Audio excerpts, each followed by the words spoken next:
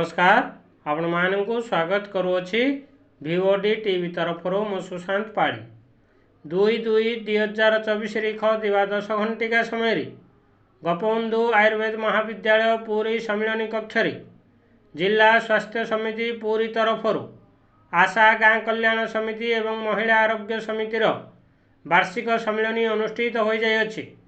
एथिरे मुख्य अतिथि भाव डॉक्टर सुजाता मिश्र जिला मुख्य चिकित्सा और जनस्वास्थ्य अधिकारी पुरी जोग देइथिला बेले डॉक्टर बिरजा शंकर रथ और डॉक्टर चंद्रकांति आचार्य पुरी, डॉक्टर ललाटेन्दु मिश्र, श्रीमती अद्यशा रथ सम्मानित अतिथि भाव में अंशग्रहण करथिले। बलराम पात्र एथिरे सभापतित्व करथिले। एथिरे अन्यतम अतिथि भाव में डॉक्टर सोरमा मिश्र प्रोफेसर गोपबंधु आयुर्वेद महाविद्यालय पुरी, श्रीमती चिन्मय रथ जिला समाज मंगल अधिकारी पुरी जोग देइथिले। महाप्रभु श्री जगन्नाथ को स्मरण कर सारिबा परे सभा कार्य आरंभ होइतिला। अशोक कुमार साहू आशा संयोजक पुरी यही सम्मेलन रे उद्देश्य विस्तृत भाव उल्लेख करथिले। एहा परे समस्त अतिथि मानक द्वारा आशा और गाँ कल्याण समिति एवं महिला आरोग्य समिति मानकर आजिर परिस्थिति रे भूमिका संपर्क में आलोकपात करथिले। समस्त अतिथि वृंद आशा मानकर कार्य को भूयसी प्रशंसा करथिले। उक्त कार्यक्रम रे स्वास्थ्य सेवा रे उन्नत कार्य करिथिबा 3 जन आशा कर्मी, 11 गोटी गाँ कल्याण समिति, 25 जन महिला आरोग्य समिति को अर्थ प्रदान सह ट्रॉफी और मानपत्र प्रदान करा जाइथिला। आशा मानक तरफरु सांस्कृतिक कार्यक्रम आयोजित करा जाइथिला एवं पुरस्कृत मध्य करा जाइथिला। क्विज कंपटीशन करा जाई सठिक उत्तर देइथिबा व्यक्ति विशेषण को मध्य पुरस्कृत करा जाइथिला।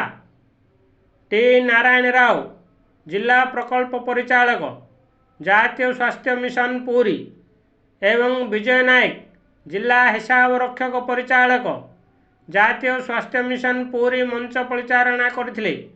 अन्य मानक मध्य Sandeep Baran Ojha APM, Prashant Barar DM RCH, assistant manager Ravish के ओ एवं अन्य कर्मचारी माने यही कार्यक्रम में परिचालन में सहयोग करथिले।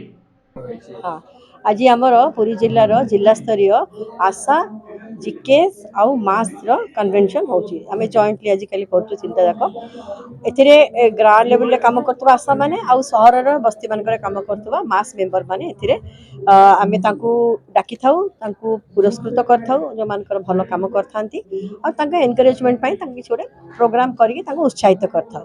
आज दिन आमर प्रति वर्ष आरंभ रे ही आमे एटा को करथाउ, कंडक्ट करथाउ सो दैट वर्ष सारा जो मानकर अचीवमेंट भल होता है से मानकू आमे सिलेक्ट करके एठी प्राइज दबो आ तांको उत्साहित करबो। ता छडा हमर निजरो जहा तांकोठू आशा आ तांको लेवल जो से माने करबा कथा से विषय भी हम तांको जान आगे दिन जो एज कार्यक्रम जो अंगनवाड़ी ठू आरंभ कर आशा दीदी मुख्य उद्देश्य कोन एते मुख्य उद्देश्य जो आशा दीदी माने बा गाँ कल्याण समिति बा अर्बन एरिया रे महिला आरोग्य समिति जो माने काम भल करूछंती तांको टिके अधिक उत्साहित करबा आ अन्य मानकु टिके सेटा एनकरेजमेंट जोगेबो जे ना आमे भी टिके भल परफॉर्म करले हम वर्ष तरे जिला स्तर रे गोटे सम्मानित करा हो। सेही उद्देश्य रे एटा करा जाय।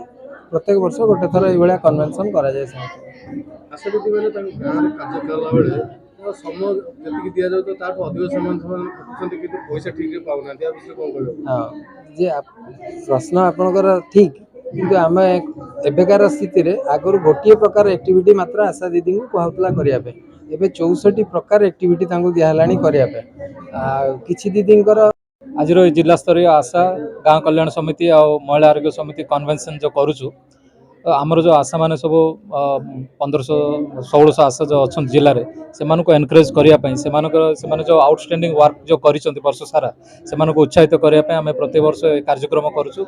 जो मैंने बेस्ट परफॉर्मिंग करुँच आशा माने आ गाँ कल्याण समिति और महिला आरोग्य समिति से आम ये डाकी से पुरस्कृत करूँ गोटे एनकरेजमेंट करूँ जहाँफल नेक्स्ट ईयर से जो कार्यक्रम कर आगे जी पुरी रमेश रिपोर्ट भिओडी टीवी।